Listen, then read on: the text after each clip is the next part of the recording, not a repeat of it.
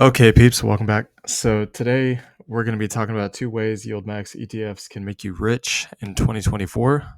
Let's get it. So which 2 ways am I talking about? Well, the first way that I'm talking about is the grayscale ETFs, and the second way that I'm talking about is crypto.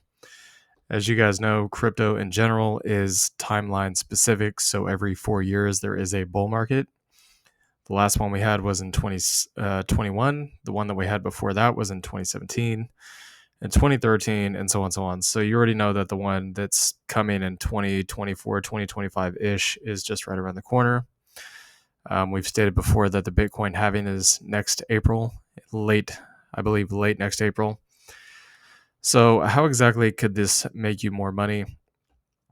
Well, there's a few things to keep in mind first before actually considering crypto. The first thing is your time horizon. If you're quite a bit older, like let's say in your 50s or 60s, you're probably not really thinking about making, speculative plays, so to speak, on crypto. I wouldn't necessarily say it's speculative. That's just my opinion, of course, because it does operate on cycles and crypto has only gotten bigger over time. But, if you're in your 50s and 60s, you're probably just looking at passive income or retirement accounts of some kind, something stable that grows, that pays income. That's understandable. We get that. But, if you're a little bit younger, like 20s, 30s, 40s, and you think you have some time to kill, then this could be a really good option. The second thing to consider is whether you want to actually have the native crypto or the non-native cryptos. That's the reason why we brought up the grayscale ETFs and also the native cryptos. There's a couple of things to it. So with the non-native cryptos, i.e. grayscale, you don't have to worry about self-custody, meaning you don't have to learn how to transfer crypto on the blockchain. You don't have to worry about on and off ramps with crypto exchanges. You don't have to worry about figuring out how to use a cold storage wallet and transfer money or crypto in and out of your wallet, doing swaps, things of that nature. Also, taxes can generally be a little bit more complicated with native cryptos. So with non-native cryptos, you don't have to worry about that. And since a lot of these are trusts and they are listed on exchanges like Fidelity and stuff like that, some of the bigger players in the industry and the old school, old money industries, traditional finance. Don't quote me on this, but I'm pretty sure I think it's covered by SIPC insurance. But if it's not, at least it's on a regulated, well-known multi-trillion-dollar exchange. You don't have to deal with all the other nuances of native crypto. And on the flip side, native crypto, pretty straightforward. Like I said, you got to deal with self-custody. You got to learn how to transfer stuff. You got to deal with, if you want to keep your money on exchanges, keeping it on exchanges could potentially be risky. Exchanges have been exposed to like hacks and lawsuits by the SEC and all kinds of other craziness that's been happening lately in the crypto space. So there's a lot of risk with native cryptos. So that's something to keep in mind, is whether you want non-native or native. Now let's get into the actual numbers. So let's say that you have a year left. Okay, we'll just pick one random number. You have 1 year left until crypto moonshots. Okay, because it probably will sometime around the end of next year or the beginning of 2025. When Bitcoin goes up, altcoins go up. We've said this before. Usually when Bitcoin peaks out is when altcoins really start ripping to the moon. So if you see Bitcoin peak and it kind of just stagnates for a little while, altcoins are going to rip. That's usually what happens. So let's say that you get $1,000 a month in passive income. Okay. So this would be from your YieldMax ETF dividends. Let's say hypothetically after taxes, you only are able to basically pocket about $800 a month. You pay roughly, I guess that would be about 20%. So you have $800 left over. Well, 800 times 12 is 9,600. If we go ahead and just round it up, we'll just call it 10,000 and say that you put, I don't know, let's say that you only put half of that into crypto and the other half back into your dividend paying stocks. Well, we'll take something like LTCN. Okay. So LTCN, as you guys know, we have this thing fine tooth combed right now. We are expecting it to pop up massively here in the short term, basically going up to as much as $25. But if we take a look at the maximum potential here, let's just hypothetically say you would top out roughly around $330. I don't think it's going to top out there. I think it's probably going to go back up to four to 500, somewhere in there. Just my opinion. We'll just have to wait and see. But if you do 330 divided by, let's say you get in now, so your average cost would be 650. You'd get about a 50x. Okay.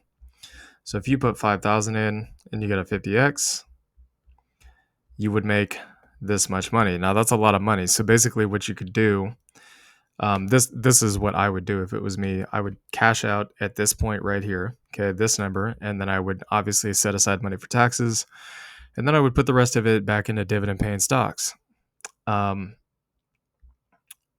So that is one option. The other option that you could do is you could take the entire amount that you get from your YieldMax ETFs, and you could put all of that into LTCN.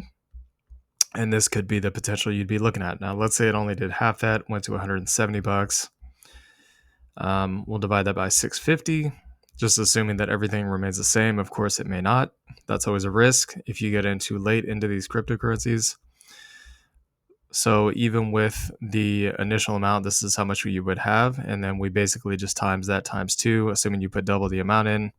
You'd still be looking at as much as this amount of money at the absolute top.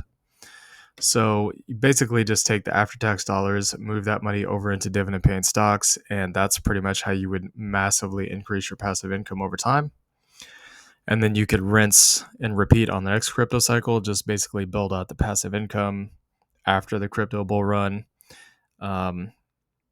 Keep that large amount of money, after-tax money, in the dividend portfolio, grow it over time, and when the right time to get back into crypto is, you can start DCAing in or buying back into crypto at the right time.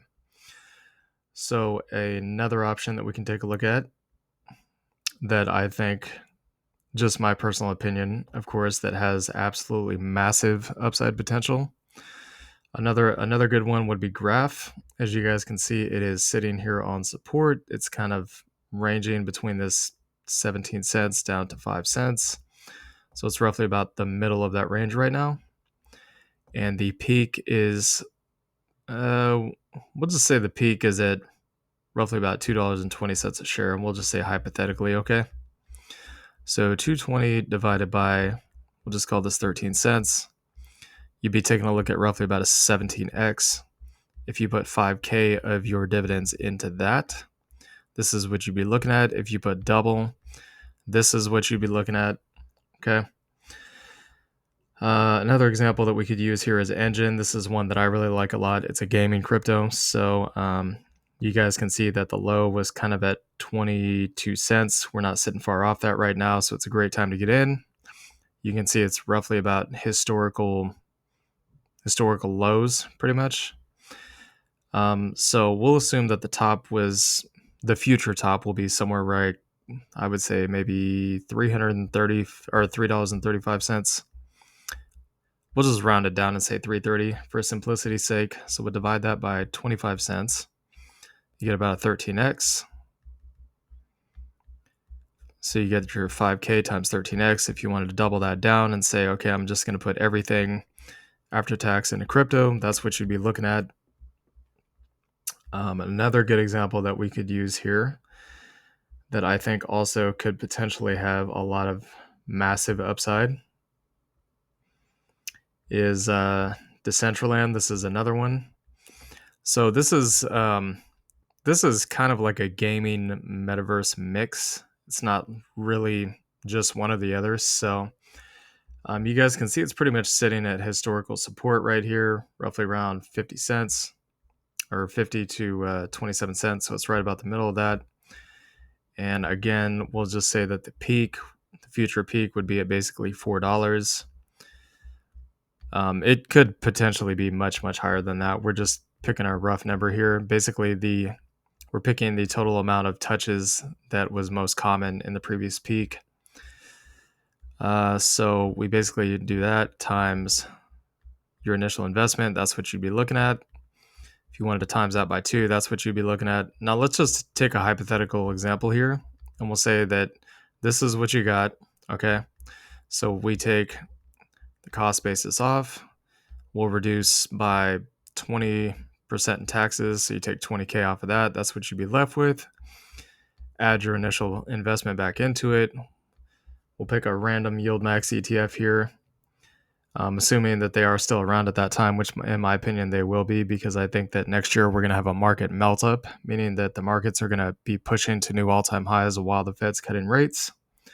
Reason I say that is because I think the market already priced in the rate cuts and the bear market last year, because 2022 was a very, very bad year for markets. I mean, very bad, not just for crypto, but for stocks too. So with that being said, we'll take Coney.